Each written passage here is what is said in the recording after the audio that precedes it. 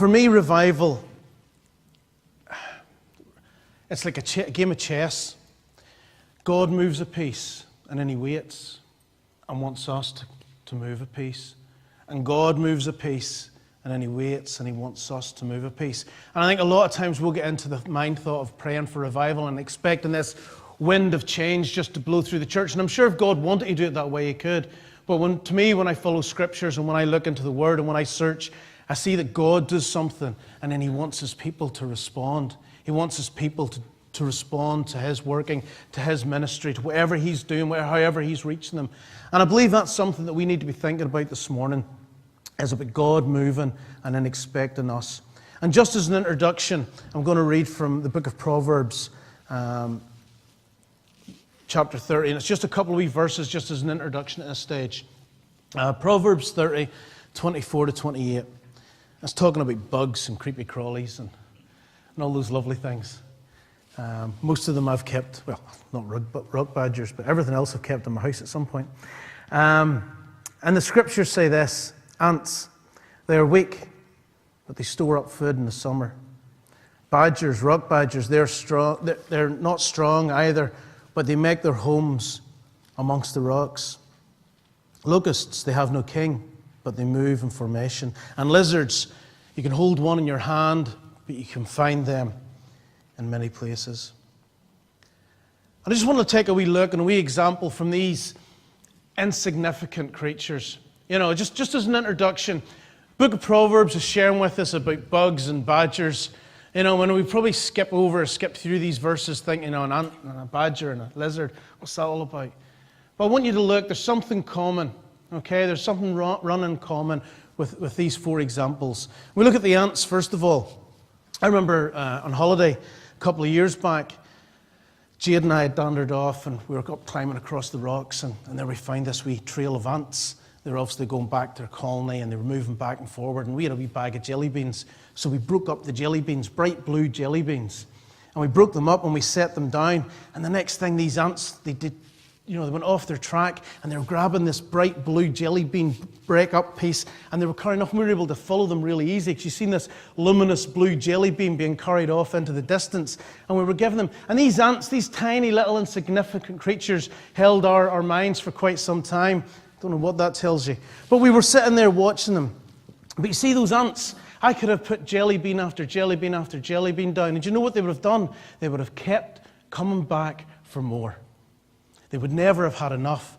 They would have went out and they would have harvest and harvest and harvest supplies. And even if their colony was completely full, do you know what they would do? They would build a bigger colony. They would harvest and harvest and harvest. The rock badger or the badger.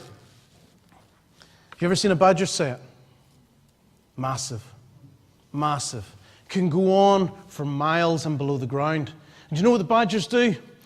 They build it over generations.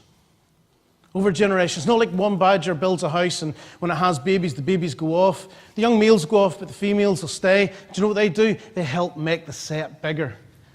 And they'll make it bigger, and they'll make it bigger. And some badger sets have been dated back over decades and decades of time.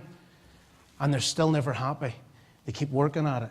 They keep making it. They keep moving bits and pieces around. They have a latrine. They have an area where they store food. They have bed areas, and they make them bigger and better. And those simple animals keep working.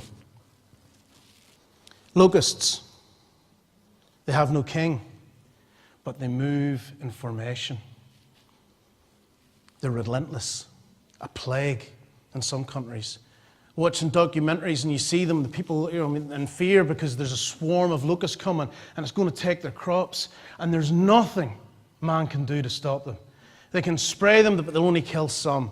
They can put different things down, but it'll only work for some. The locust is relentless, and whenever it sets its mind to a task, it will move, and nothing will stop it until it has achieved the task it has had set its mind upon.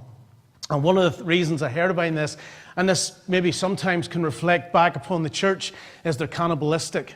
The drive is for protein, and what they're actually doing is striving to eat the one in front, and the one in front's thinking, whoa, I better move. And that's one of the reasons that makes them relentless. So just think about that, church, because sometimes we can be like that with each other, running from the person behind us.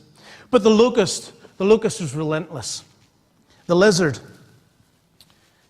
Anybody ever tried to catch a lizard loose in their house? I've been there. Up the curtain, off the curtain pole, across the sofa, behind the sofa, moves like lightning. Fast, determined. Watched a wee documentary once in National Geographic, and it was these wee agama lizards in Africa. And the lion was on top of Lion Rock, just lying there sleeping. And the flies, because of the blood around his face and the water around his eyes, the flies were coming in and they were trying to feed off the lion. And he was grumpy and tired and hot sun, and the tail was flicking. And next thing, this wee lizard came up. Tiny, insignificant lizard. But you know what he dared do? Eat from the king. He went up and he was pecking up and jumping up and grabbing these flies, running on the back of the lion and jumping up and lifting the flies. He's seen an easy meal. He was bold. And he went into the presence of the king and he got what he needed. A little insignificant lizard walked into the presence of the king and took what he needed. Just think about those 4 examples. For the lizard, it was never too great. They climb up walls, they'll stick to glass, and they'll walk into the presence of the king. God's creation is a beautiful thing, and you know what? It can be very, very inspiring to stand out in nature and just look at what God has done for us, and that's humbling.